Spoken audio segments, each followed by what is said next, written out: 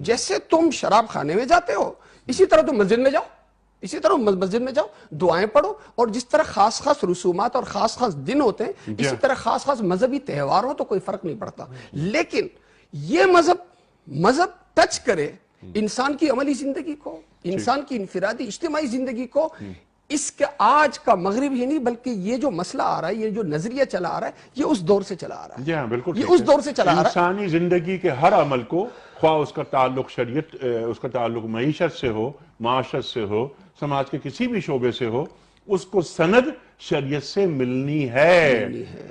خاص طور پر مغرب کی آپ نے بات کی کہ مغرب یا آج وہ لوگ جو لادین طبقہ ہے، وہ بہترین بات جو آپ نے اٹھائی وہ یہ چاہتا ہے کہ آپ نمازیں پڑھیں، آپ روزے رکھیں، آپ جو کچھ کرنا ہے آپ کریں، اپنے آپ کو مطمئن کر لیں، سال میں ایک دفعہ عمرہ بھی کر لیں، کبھی کبھی حج پہ بھی چلے جائیں، لیکن اللہ کی زمین پر اللہ کے نظام کے نفاذ کی بات نہ کریں. ان الحکم الا للہ، اس کو ہٹا دیں،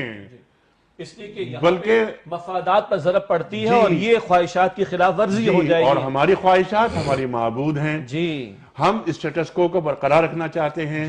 اور میں تو یہاں تک کہتا ہوں کبھی کبھار شیخ صاحب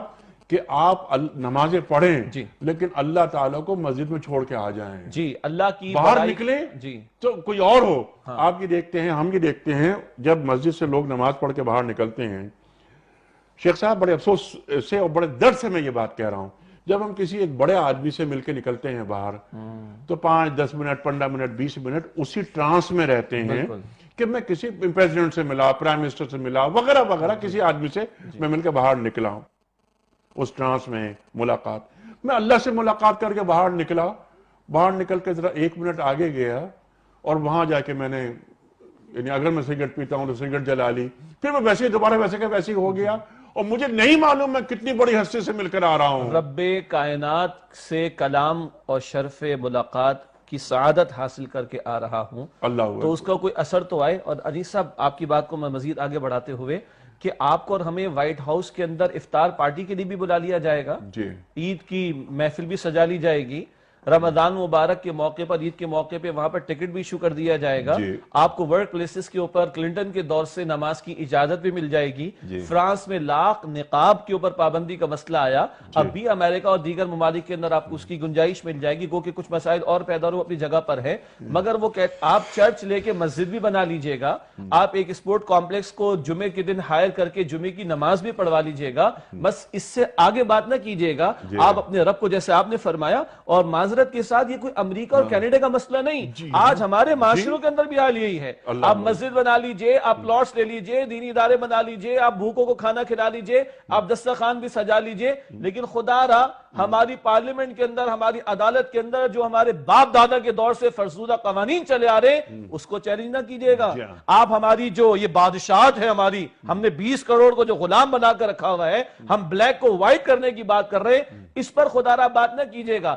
آپ یہ جو سزاؤں کا نفاذ اسلام چاہتا ہے تاکہ لوگوں کی جان مال عزت آبرو محفوظ رہے، اس کے نفاذ کی بات نہ کیجئے گا. اس سے کہ ہمارے اندر بڑے ڈاکو موجود ہیں جو ہم ایک دوسرے کی پروٹیکشن کی کوشش کرتے ہیں، کبھی سندھ میں کریں گے، کبھی پنجاب کے اندر کریں گے. تو صاحب آپ اللہ اللہ کیجئے گا، مسجد میں بیٹھ کر کیجئے گا، رمضان کے پروگرامز بھی کر لیجئے گا، مگر اللہ کی حاکمیت معاشرت میں بھی نظر آئے، معیشت میں بھی نظر آئے، عدالت میں بھی نظر آئے، یہ ہمارے دلوں کو اچھا نہیں لگتا. تو اب آپ نے اجازت دی تو میں یہ دوبارہ عرض کروں کہ خالی خواہشات پر ضربیں یہود کی نہیں پڑتی تھی، آج ضربیں ہماری خواہشات پر بھی پڑتی ہیں. ہماری حب جاہ، ہماری حب مال، اس پر اللہ کے کلام کی ضربیں پڑتی ہیں. یہ کیا تم نے مخلوق کو غلام بنا کر رکھا ہوا ہے، اللہ کی شریعت کو پامال کر کے تم نے تجوریاں بھر رکھی ہیں. 13 ملکوں میں تمہارے حکمرانوں کی جو ہے وہ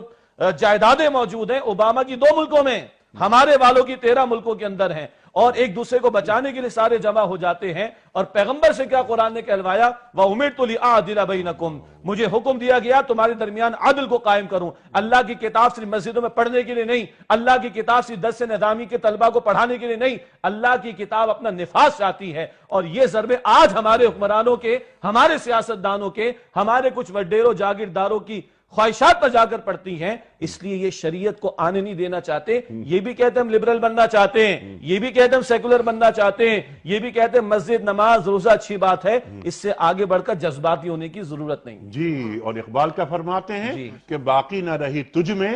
وہ آئینہ ضمیری، اے کشتہ سلطانی و ملائی و پیری.